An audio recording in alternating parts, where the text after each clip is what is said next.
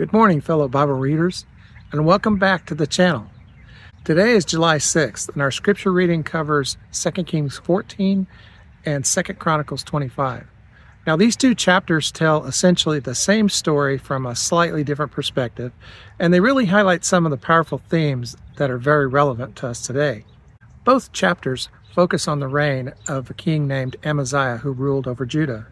And if there's one phrase that sums up his life, it's this: he did what was right in the eyes of the Lord, but not wholeheartedly. Now let that sink in for a minute. Right in the eyes of the Lord, not wholeheartedly. That's 2 Chronicles 25 too. And it's the core of our discussion today. So what does this not wholeheartedly look like in Amaziah's life? Well, let's break that down a bit. First, Amaziah starts out strong. He takes the throne after his father was assassinated, and his initial actions were commendable. He executes the officers who murdered his father, but the key is this: he doesn't punish the children. He obeys the laws of Moses that states the children should not be put to death for the sins of their parents, Deuteronomy 24:16. This shows that he knew the law and he had respect for God's law. Good start, right? Then he gathers an army and goes to war against Edom. Now, here's where we see a crucial turning point. He hires mercenaries from Israel of the tribe of Ephraim, 100,000 men with a significant sum of silver. But then a prophet of God comes to him and warns him not to use these northern kingdom soldiers because God was not with Israel at the time. Now, to Amaziah's credit, he does listen to the prophet, and he dismisses the mercenaries even though it means losing a lot of the money that he paid them. And this is another moment where we see that he was doing what was right. He's following God's instructions, even though it's a costly one. As a result, God grants him a great victory over Edom. He slays 10,000 Edomites in battle and tosses another 10,000 captives off a cliff. And his army takes their capital, Selah. It's indeed a great victory. But here's where the not wholeheartedly part kicks in big time.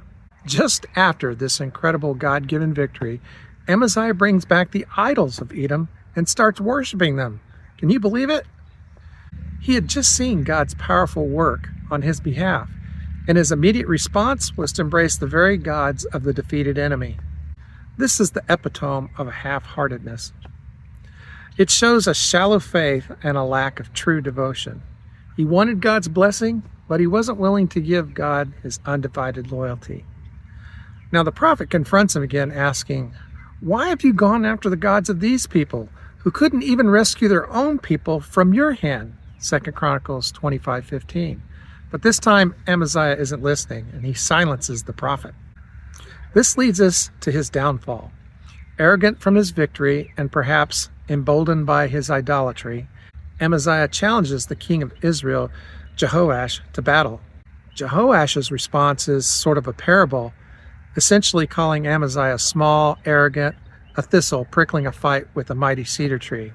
Amaziah refuses to listen, and as a result, Judah is greatly defeated. Jerusalem itself is plundered, and the temple treasury, well, it's looted. Amaziah is even captured. And about 400 feet of the wall is torn down. Amaziah lives another 15 years after this, but his reign never recovers, and ultimately, he's assassinated by a conspiracy against him in Lachish. So what are the big takeaways from Amaziah's story here in 2 Kings 14 and 2 Chronicles 25? Number one, the danger of half-heartedness. Amaziah did some right things. He even obeyed God when it was costly, but his heart wasn't fully committed. This half-heartedness ultimately led to his destruction. It's not enough just to go through the motions or obey God only when it's convenient.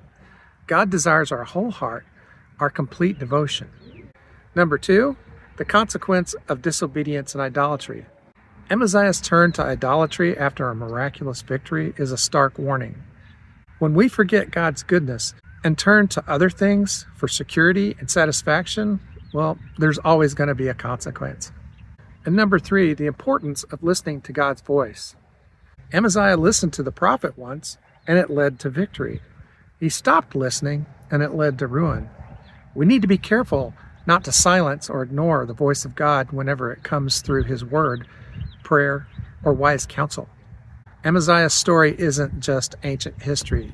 It's a reminder to us today to examine our own hearts. Are we truly serving God wholeheartedly? Are there areas where we're holding back? Where we're allowing other idols to creep in after a blessing? Let's learn from Amaziah's mistakes and strive for a wholehearted devotion to God in every area of our lives. Well, that's all for today, everyone. And if you found this helpful, please give it a thumbs up, subscribe to more content, and let me know in your comments below what stood out to you. Until next time, keep reading together, and I'll see you on the next one.